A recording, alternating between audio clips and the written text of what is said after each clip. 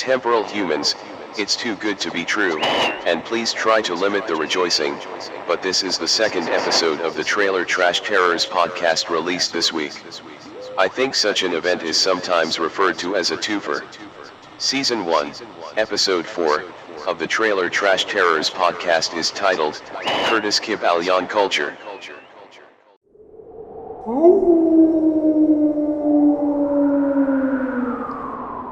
Trailer Trash Terrors.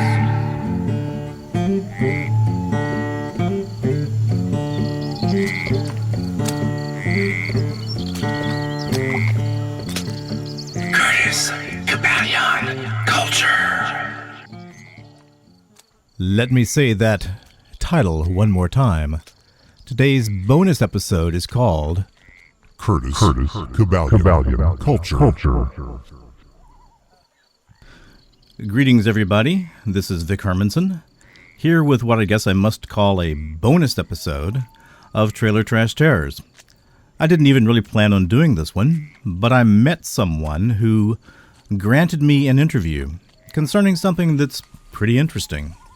If you've ever watched the Harry Potter movies, the very first one is called Harry Potter and the Sorcerer's Stone. That's what it's called in the U.S. In Europe and in England, it's called Harry Potter and the Philosopher's Stone. What's that all about? Well, one of the characters they reference in the Harry Potter movie and the first Harry Potter book is Nicholas Flamel, often considered to be the greatest alchemist of all time. Guess who else considered himself to be an alchemist? Well, that would be Isaac Newton.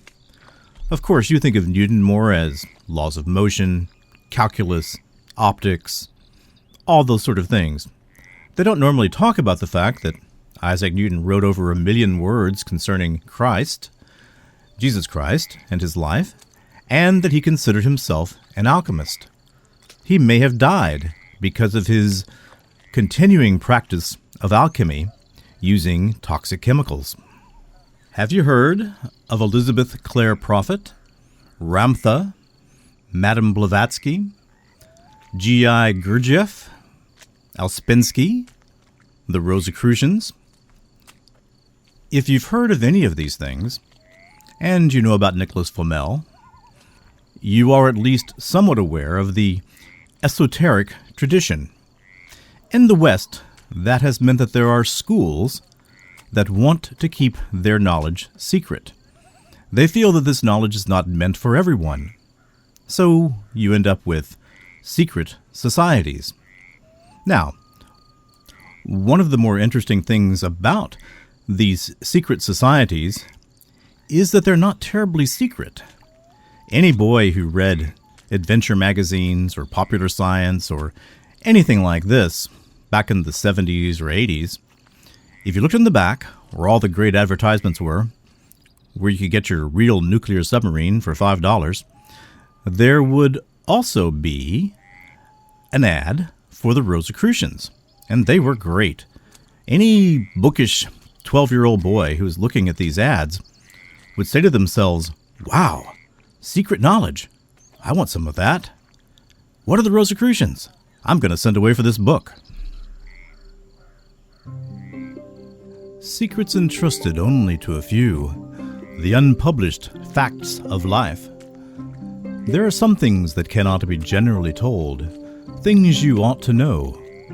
Great truths are dangerous to some, but factors for personal power and accomplishment in the hands of those who understand them. Behind the tales of miracles and mysteries of the ancients lie centuries of their secret probing into nature's laws, their amazing discoveries of the hidden processes of man's mind, and the mastery of life's problems.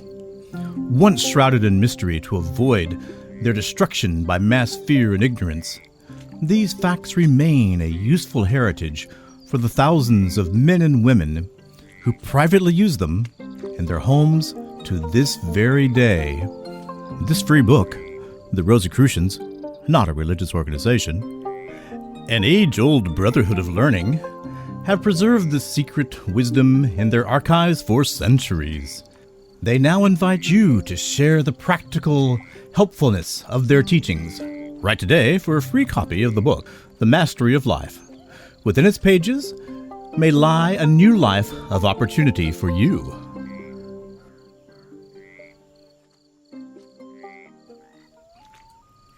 Wow, that's good stuff. Of course I sent away from my book, and it came in the mail. I would check that mailbox every day, waiting for that Rosicrucian book, thinking that any time now, I would have a huge store of secret knowledge. Well, it came, finally. I pulled it out of the mailbox. Just felt great in my heart. Went out to my treehouse, climbed up, and read that little book, cover to cover, and sat there and realized that I was more confused than anything else. So I read it again, and I guess somewhere in there I came up with something that I felt to be new knowledge, but not very much. But the truth is, there are still millions of people worldwide who adhere to these esoteric philosophies and try to make their lives adhere to those principles. And if you go to any big city, go find a New Age bookstore. You'll find tens of thousands of books very much like the free one that the Rosicrucians sent me. Maybe more boring, maybe less confusing, I don't know. I've stopped reading them. However, I am aware of this part of the world. And even in Little Mugwump, even in trailers across the land, there are people with many, many Ramtha-esque New Age books, looking for enlightenment. Well, I found somebody who has at least, I believe, some enlightenment. We're going to call him Curtis. And so today's episode, of course, is called Curtis Kybalion Culture. What is the Kybalion, you might ask? Well, Curtis is going to tell us. But it's been around since 1912. And it was written, supposedly, by the three initiates. Boy, those guys could write. If you go back to newspapers in that era, you will find advertisements from people offering to teach you about the Kybalion. Here's one I found in the San Francisco Examiner. Advertising supplement to the San Francisco Examiner, San Francisco, California, 9 November 1922. The Kybalion. What is it? I have a few openings in my class. The only philosophy underlying all the Oriental teachings is being taught to my students. Call in person at 230 30th Street, end of the J Street line. Evenings after 6 p.m. My name is Mr. Liu.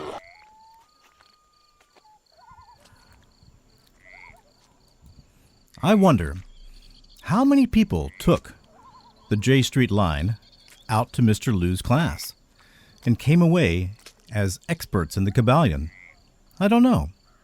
But I do know that that book is still very important in the esoteric philosophy community. So today, we are privileged to hear from Curtis, who actually knows a great deal about esoteric philosophy. I'm not a great interviewer. I'm not a great interviewer yet. I'll get better at it. Like everything in the podcasting world, you start off knowing nothing, you do your best, you realize you've screwed it up pretty bad, and then you do it again. Thanks for your time. Now we'll go to Curtis and learn about the Kybalion and other aspects of esoteric philosophy. Hello, everybody. This is Vic Hermanson with Trailer Trash Terrors, and today we are talking to Curtis. Curtis has agreed to be my guest concerning esoteric philosophy, the area of human inquiry that started thousands of years ago, has had all kinds of interesting adherents and proponents, and he knows a lot more about it than I do. So first off, welcome to Trailer Trash Terrors, Curtis. How are you? I'm good. When did you first become aware of these ideas and this set of concerns, and what caused you to decide to delve into it some? Well, first of all, Vic, I like you. You're not like the other people here in the trailer park. So I'll talk to you, nobody else. Well, that's very kind of you, Curtis. So I started learning about secret things that nobody else knows a long time ago. When I first saw that star fall into the corner of the junkyard, I went and touched it. And then I got all kinds of knowledge. Just right away, the knowledge came from the other nether realm or whatever. It's called the Akashic Code. Do you know about that? No, I don't. That's why I'm talking to you. Okay, the Akashic Code. I have seen the word. I guess I always thought it was the Akashic Code. Potato, acacia. Potato. Okay, okay. Yeah. The Akashic Code.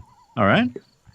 Yeah, and it's a lot like the acacia tree, except it's knowledge, secret knowledge. Where does that knowledge come from? Dead people. Dead people.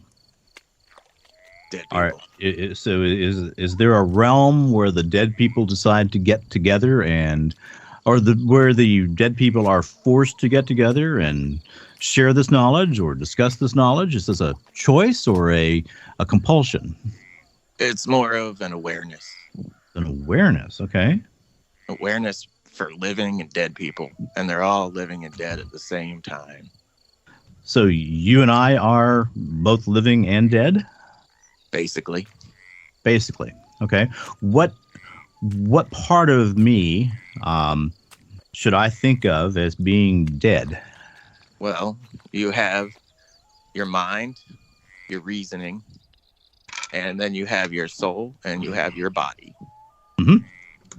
And you have to decide, is your body inside your soul or is your soul inside your body? Okay. I can't answer that question. So your soul is like your interface between the living and the dead. So you're discussing the soul as being an operating system? What's that? Okay. Like Microsoft Windows. What's Microsoft? So what was the first reading that you did concerning these issues? Well, like most people, you kind of start into it and you look at the Kybalion. Can you pronounce that? Kabbalah. Yes, I can pronounce that. No, Kybalion. Kybalion. Okay, Kybalion. Now that's I suppose that means things of or related to the Kabbalah? Nope. Okay. Well, you can tell how deeply ignorant I am here. Well, it's a book it's a modern take on Hermetic philosophy. And if you read it, you learn about the 7 Hermetic principles and a lot of the things that they don't want to tell you in school. Why do they not want to tell you? Secret. Their secret, and who's got the interest in holding this secret and keeping it from spreading? Well, it's things that normal people would take advantage of and use to their advantage if they knew all the secrets. If they knew. It protects us from the weirdos in the city. We certainly want that, but first off, there are a couple of paths here. What are the qualifications for being able to learn these secrets? Well, the first line in the Kybalion is, the lips of wisdom are sealed except to the ears of understanding. I like that. The lips of wisdom are sealed except to the ears of understanding. Right. Which implies that one has to gain understanding, which implies there must be a pathway to go down to get that understanding. Knowledge, wisdom, understanding. Knowledge. Okay, so what's the second statement? After that, it says that if you are not somebody who really wants to learn, you won't learn. It'll just be words that you're reading, and they won't make any sense. Okay. So there has to be an internal, emotional, and effort commitment to learning these words or learning these concepts. Or an interest. Or an interest, okay.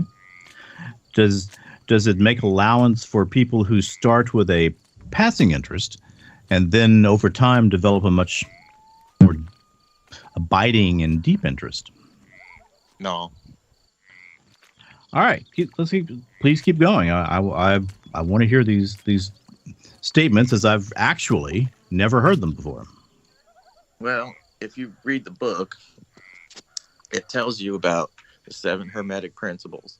And when you learn about them, it tells you how the nature of the universe works. And some of it is in line with modern day science. Okay. Which I don't understand at all.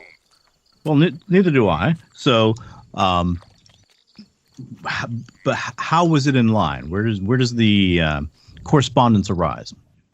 Well, actually, correspondence is one of the 7 Hermetic principles. Did you know that? No, sir, I did not. Have you ever heard as above, so below? I have heard that.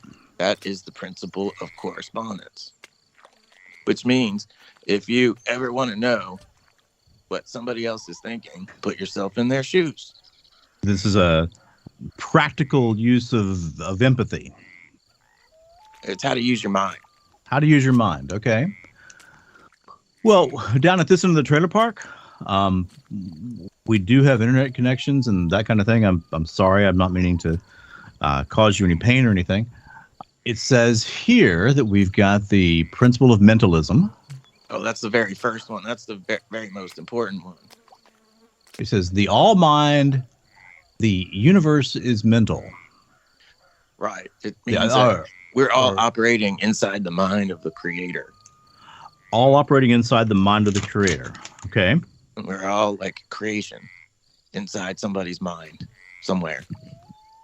Does this particular book or variants of this book give a definition of what or whom the creator is? They say that we can't understand it ever. Can't understand it ever, okay. The fact that we're here means that we're supposed to experience our lives and not understand what the creator's thinking. All right. I don't have any particular problem with that because I know I certainly cannot understand what or whom the creator is. And so you've already talked about the principle of correspondence, as above, so below. Then there's the principle of vibration, and that's interesting to me because vibration is a word that someone I knew in Houston in Mensa used a lot. And I would ask her these questions, and sometimes she would get irritated with me and say, your vibration level just isn't high enough. That sounds like a bunch of junk to me. All right, so talk about the principle of vibration. Well, it just means that everything is vibrating all the time. And I think science kind of says that, if I understand it right, which I probably don't.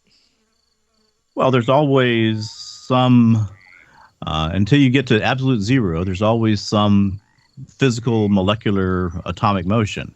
And you can't get to absolute zero. Well, they were talking about string theory recently. I saw on a documentary on PBS, and I think that's what it's talking about. Okay.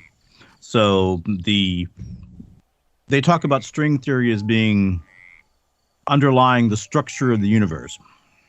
Yes. The fabric that everything's made of. And it vibrates all the time. Just like dropping a pebble in water, and then it vibrates, and then you see like ripples on the surface. I'm gonna go aside here for a second. You know, I read one time about I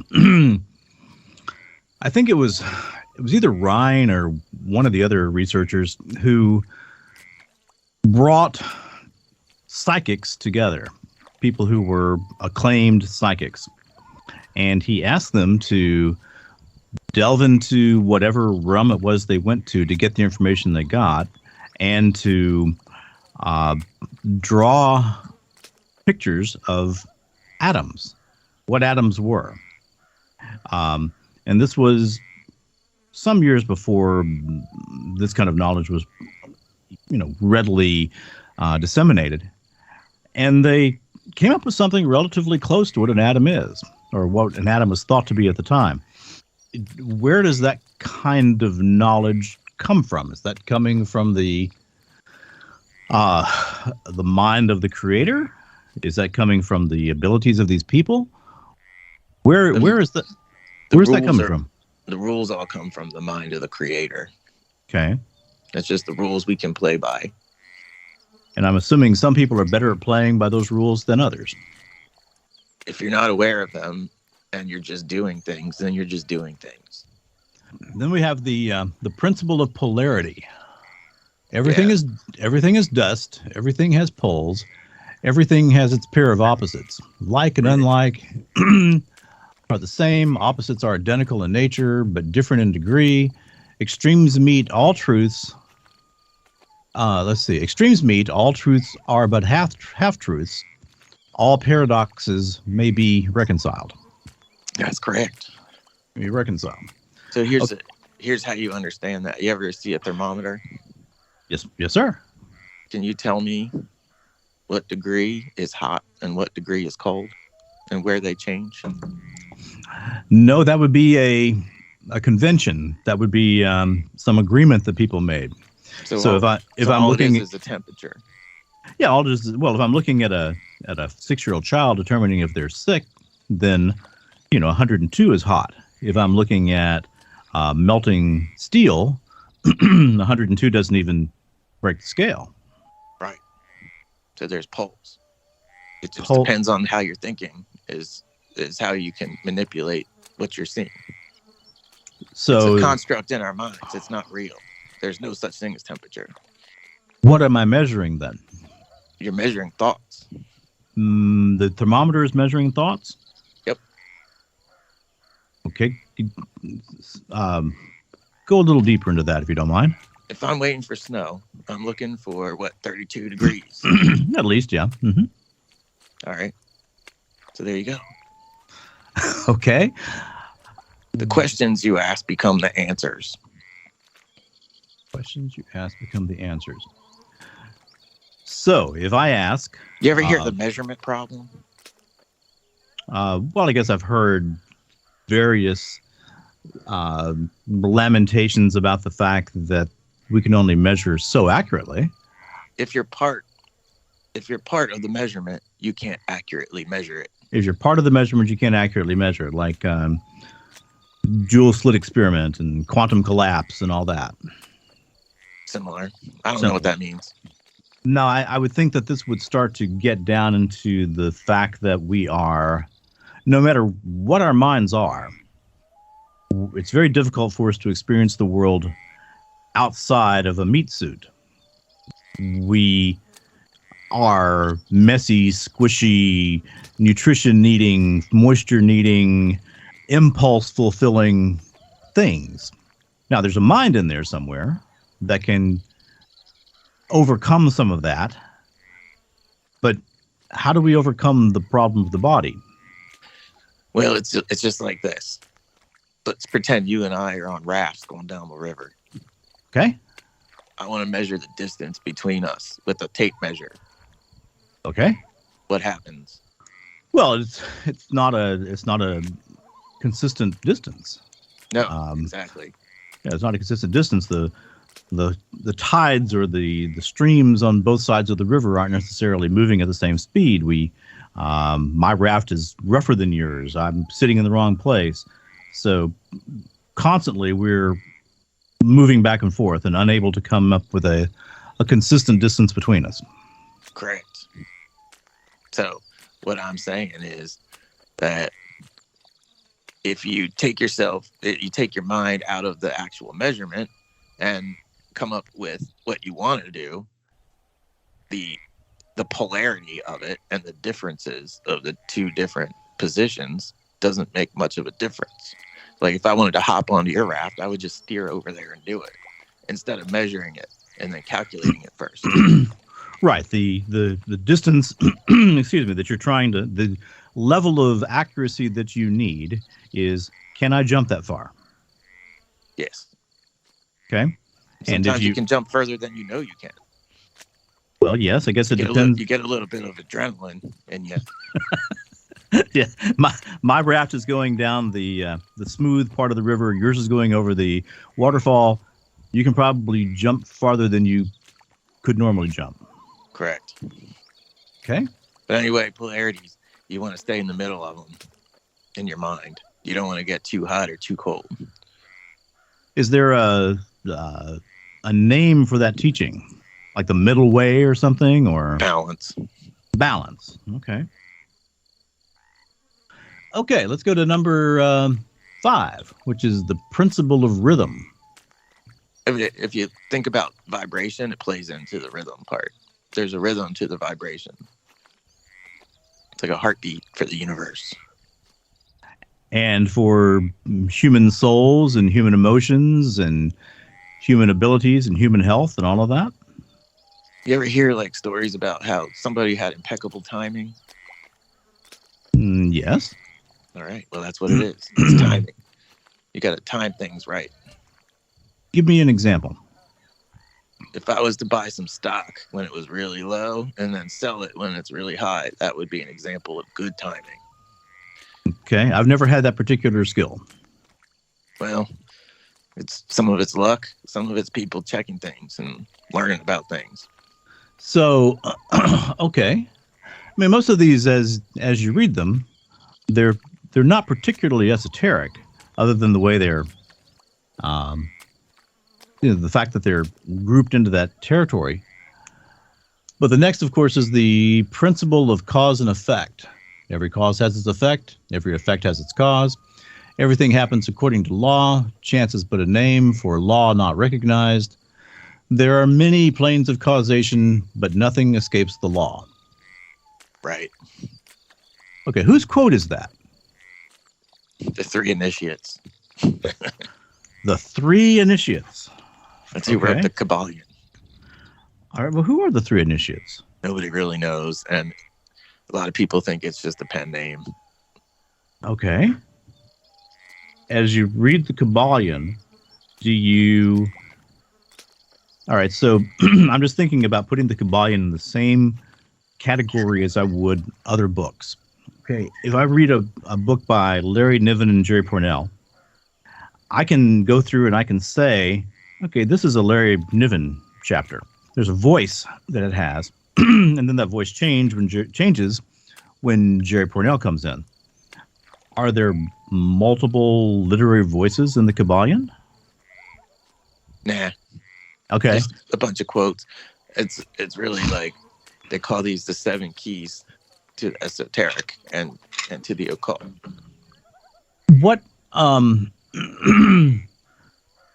of the things that some of the people that I've dealt with who were into the occult and esoteric and that kind of thing were saying to me, it's 2 different things, but yeah, okay. Yeah, so okay, my apologies, and that's correct. Please correct me there in that if I'm not using the language correctly, it's very difficult for me to understand the topic. Well, the occult, you wouldn't write a book about it, right? That's not really hidden knowledge, right? You're giving it out. You're giving it out. So the esoteric is something that is hidden. Both of them are. And like apocrypha. And it's an apocrypha, okay. But both of these sets of knowledge are available to the seeker if they wish to gain that knowledge. Maybe, okay. It sounds as if this whole area, it's difficult to put together a set of hard and fast rules. No, it's easy. All right, before we go to that, let's go to number 7, Sure. which is the principle of gender. Right. There's a male and a female. Gender manifests on all planes. Yes. What are the different planes? Well, do you know about the Freemasons? I really don't, and I'll tell you one of the reasons that I don't know much more about the Freemasons than I do. I'm aware of the rituals. I'm aware of, kind of the camaraderie part of it, but I've never taken the time to delve deeply into it because it's become a catchphrase for those guys who are doing things that I think they shouldn't be doing. Have you ever seen the G on their symbols? I guess I've never noticed it. Well, there's a G they put in everything, and that stands for the generative principle. And All right, hang on. that's I'm looking up this symbol here. I've got it in a lapel pin. Okay, so it's got the square and the compass with a G in the middle of it. That's right, Vic. Okay, and that G is for the generative principle? That's correct. All right, what is the generative principle? It means that people only do what they love or what they're afraid of. And it comes down to the gender principle in the Kybalion, because you take an idea, right? Mm-hmm. An idea and a reason in your mind that you want to do something. And that is the male part of the principle. And then you take your emotion, that's the female part of the principle, and you wrap the idea in emotion, and then you put it into action, and it creates things. And that's how you can create things in the world. Which, of course, is, what Masons, aside from the philosophical side of this argument, do. Correct. They make things. They make walls. They make buildings. They build things. Properly flashed windows, whatever. They build things. Societies. So, how has reading the Kybalion and what other books you have read impacted your life? What tools has it given you to successfully cope with the world? None. Okay. I just do what I want. Just do what you want. That's what everybody does. Even whether or not they acknowledge it. That's what everybody does. And who was it? And sometimes you do what other people want. Well, yeah, very definitely. But there is I guess it's Crowley who said, "Do as thou wilt," or something along those lines. He was a charlatan. He was a charlatan. But did he make that statement? "Do as thou wilt"? I read that somewhere. Okay. So, when were you first exposed to the Kybalion? After I touched that rock that fell from the sky. After you touched that rock that fell from the sky, what did you do with that rock? It disappeared the next day. I was going to go back with my front loader and try to pick it up, but it was gone. It was gone. Extremely inconsiderate of the rock to not stick around. But when you touched the rock, some part of your brain, your mind, your soul was opened, it sounds like, and you had some desire to learn things that you didn't previously have that desire for. No. Okay. It was just coincidence. Man, I'm batting zero here. It was coincidence. So, all right. So, after you read the Kybalion, did you feel any need to read other things? I mean, yeah, because I learned that the Kybalion was just written by some guy, and nobody really knows who it was. What was what did you say? The three initiates. Yeah. Nobody knows who that was. Some people think it was just fake. So I heard that you were supposed to read the Corpus Hermeticum. You ever hear that? Say that one more time, a little more slowly. The Corpus Hermeticum. I have heard of that. I have not read it. I'm assuming that means the body of Hermetic knowledge. Pretty much. And okay. A lot of people said that the Kybalion was based on that. All right. So did you read the Corpus Hermeticum? Yeah. What did you learn there? I learned that the Kybalion was not based on that. Okay. And what made that clear? There's no mention of the 7 Hermetic principles, number 1, which is the whole Kybalion is set up that way. It's just written that way. Okay. They're not in there. Okay. What is in there? Well, as I understand it, it was written by a guy in 1 AD or something. And it was basically him trying to preserve knowledge from Arabia and India. Okay. Knowledge. And Egypt. Yeah, Egypt is big in all of this. Yeah. Specifically. So there was this guy named Hermes. Mm-hmm. Hermes Trismegistus. You Okay. ever hear that? I have. So it means thrice great. I don't know why they keep saying that. A thrice great? Yep. Okay. I like the term. All right. It sounds pretty cool to me, too. I would like to be called that, right? Mm-hmm. Anyway, so this guy Hermes wrote down a bunch of stuff in Egypt a long time ago. Well, according to this book. We don't know if it's really true because it was written in 1 AD, and we don't have any record of it before that. So but somebody wrote something at some point. Somebody wrote something like around Roman times. Okay. And they wrote about this guy Hermes, and he seemed like he was having a conversation with his son through the whole thing, and he was telling his son about his experiences, and then they have dialogues, and they talk back and forth, and he's talking about principles he wants to teach his son. He wasn't like a god. He wasn't like anything special. He was just a guy talking to his son. This is an ancient art of motorcycle maintenance? Basically. Okay. All right. I like that. And so the book is a series of conjectures and dialogues with his son. Except in the beginning of it, he talks about meeting a big dragon, which is kind of weird. What were the circumstances of meeting the dragon? Well, he said he came across well, let me see if I remember this properly here. So he went and he started learning things, and he wanted to know things, and then he ran into a dragon that was like, "I'll tell you everything." Mm-hmm. And the dragon basically like took him into some other realm or like some other dimension, and then showed him how the universe was made. Was there a cost involved in getting that knowledge from the dragon? No. Okay. Nothing that the dragon demanded in return? Nothing. Okay. A generous dragon.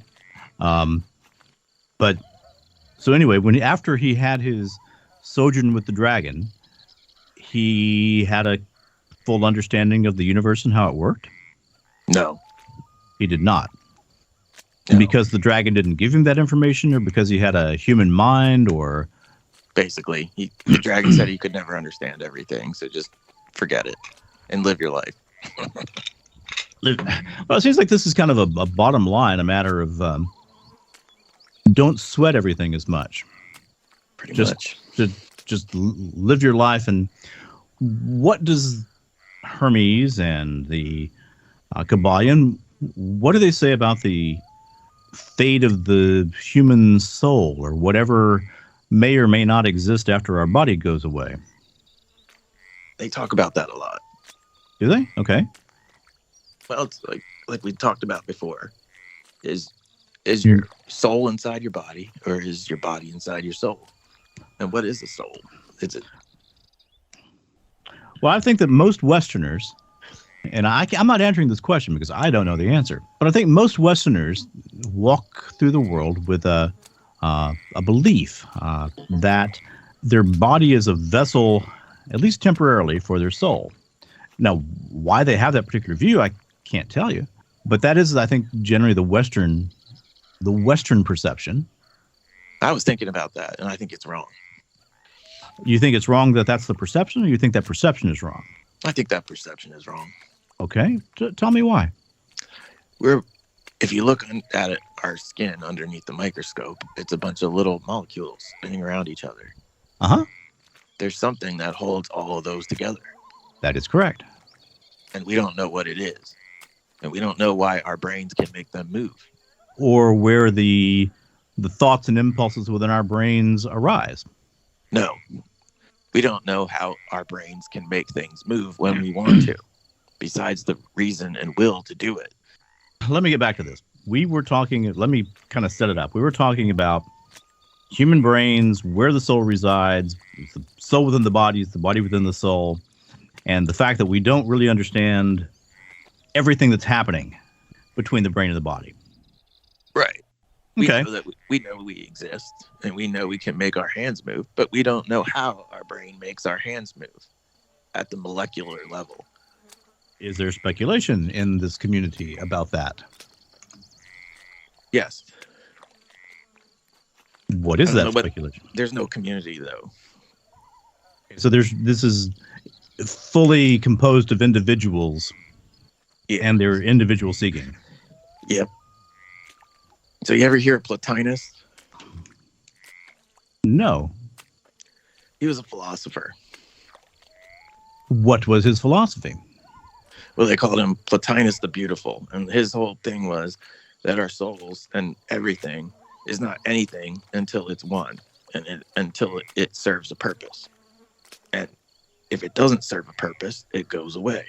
So, if at the end of one's physical life, there's not some purpose that's been assigned or gained for that soul, it just disappears into nothingness.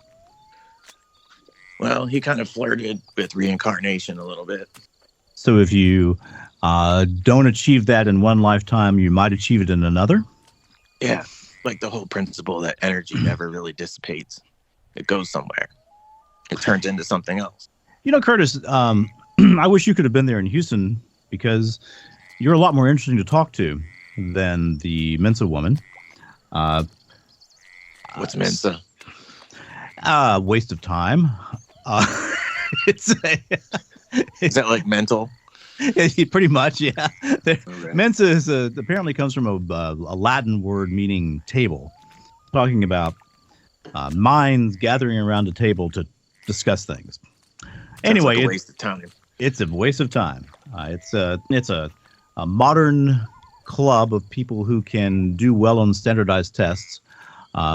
When they can get together and do they talk about farming? Occasionally, but not very many. They don't talk about farming very much. Well, never mind. I don't like to talk about them then. I think that's probably a pretty good idea. So, give me the name again. Plotinus, P-L-A. Spell that, please. P-L-O-T-I-N-U-S. The Beautiful. Yes. That's an interesting description. Why was he called Plotinus the Beautiful? Well, because he kind of had a world picture that was beautiful to people. They kind of made the world look better if he thought in that way. Okay, so this was a reference to his the beauty of his thoughts. Correct. The beauty of his ideas. Right. When did he live? Oh, geez. I think it was like in between the Greek and Roman transition. Okay. I know he was inspired by Plato and Pythagoras. All right. So now that's also another interesting realm of inquiry. I mean, Plato, Pythagoras, all of these polymaths. I mean, you know, the Western world generally refers to them as either mathematicians or philosophers. That's the very least of what they were. That's the very least of what they were. Did you know Pythagoras had his own government? No, I did not. Yeah, you should look at that. That's interesting. Could you give me the Reader's Digest version? He had like some city-states that would follow the Pythagoras way of life, and it lasted for a couple hundred years. So who carried it on after he had passed away? His students. His students, okay. What caused that to fail? They were killed. They were killed. Okay, well, that'll do it. And they were killed by competing political systems that wanted their land or didn't like their ideas, or... Well, that's a funny story. There was a king of this town that was nearby the last settlement. And the last settlement was one of the biggest ones, as I understand it. And they were running from this king and his forces, and the king was chasing them down with his general, and they got to a field of beans, and all of them stopped. And they wouldn't go into the field of beans, so they got encircled, and they killed most of them. And they got down to the last one, and they said, "Tell me why you didn't run into the field." And he said, "I'll never tell you." And he was with his wife and his child. And they took him hostage because they wanted to know what was in the field of beans, because maybe it was something valuable. Mm-hmm. So they took him in, and they ended up killing the guy and his wife. They started torturing her and saying, like, "Tell us what's in the field of beans, or we're going to kill your husband." She said, "I'll never do it." And they killed her husband. They said, "Tomorrow we're going to kill your child if you don't tell us what's in the field of beans." That night she cut her tongue out. Specifically to make it impossible for her to tell them what was in the field of beans. Right. Okay. So ended up, they found some writings, and they know what was in the field of beans now. The attacking soldiers knew it was in the field of beans. No, now we do. They never found out. Okay. Then what was in the field of beans? They believe the beans are human souls growing and incubating. Oh, okay. Which is interesting and probably wrong. Well, yeah, but farming, though. It's all about farming. It's all about farming. So, I mean, at least that gives you an understanding of why they wouldn't enter the field. So, you can all read right, about that. Let's go a little further into that, okay? Are all cultivated plants somehow associated with human souls developing? I don't know. Okay, good answer. Why did I know that? Well, I don't know. I just thought you'd read perhaps the description of. I'm into tractors and John Deere. What do I know? Quite a bit. What has been written, say, since 1800 that you found to be meaningful or interesting? I don't like modern books very much. Don't like modern books very much. So you want to go back to the original primary sources. Yeah, not all the time. It's very hard. Like reading Plato's Republic is really, it's like mental gymnastics. It's hard to even do it. It is very hard. I've tried. I've succeeded in actually reading through it. I wouldn't say that by the time I finished that I could look back and say, okay, now I know a lot of stuff I didn't know before, because the gymnastics are so strenuous. There's a lot to it. There's a lot of layers there, like an onion. You keep peeling it back. There's a book a woman wrote. I didn't read it, but her theory is that the syllables in the Republic all are according to the golden ratio, and that if you take the patterns that are written in the syllables in Greek and you map them all out, you can basically chart them out, put them on a graph, and it's like a sphere. So there's a layer of information just in the structure of the words that's not evident. It's just as one is reading these words. Right, there's a pattern you can graph out for the syllables, and that's how they used to write in syllables. And they would pay people by the syllable when you transcribed a book in Greece. I didn't know that. Have you seen anybody try this mapping out of these syllables and getting a sphere? She said she had some kind of computer program that she ran it into, and it did it for her. Okay, but this hasn't become a big part of what you base your life on. I just read things. Just read things. Well, how do you feel about John Deere not letting you fix your tractor? I don't know about that. I fix whatever I want. Well, Curtis, I think it's about time for us to bring our discussion to a close. First off, I want to say how grateful I am for your time and that you've genuinely taught me something. You've given me knowledge I didn't have before, and I'm grateful for that. So, as you've studied these writings and this tradition, how has this knowledge changed your life? What has it allowed you to do that you couldn't have done otherwise? Well, I think it made me help me realize like that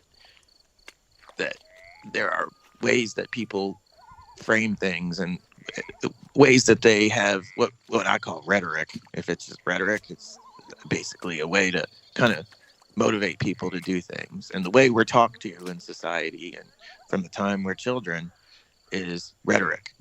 And we're taught that life is a certain way. And, you know, if we don't fall in line with the way society is, then we're doing the wrong thing. Well, that's not always right. And it helped me think a little bit freer and realize that you can live your life however you want. As long if it's good, then you'll have good things that come to you. If it's bad, there'll be bad things that come to you. Which is just the natural consequences of the 7 principles that you talked about. Cause and effect. Cause and effect. Good brings about good. That generative principle, if your ideas are bad from the start, you're going to get bad at the end. What you reap is what you sow. Curtis, are you a Mason? No, Did you ever want to be a Mason? no. Okay. Curtis, after you've learned all this and you've seen other people study these concerns and you've watched this population, have you noticed anything dark about this whole area of inquiry? Anything that seems to be damaging to human dignity or human souls? I'm afraid of one thing. What is that? Other people.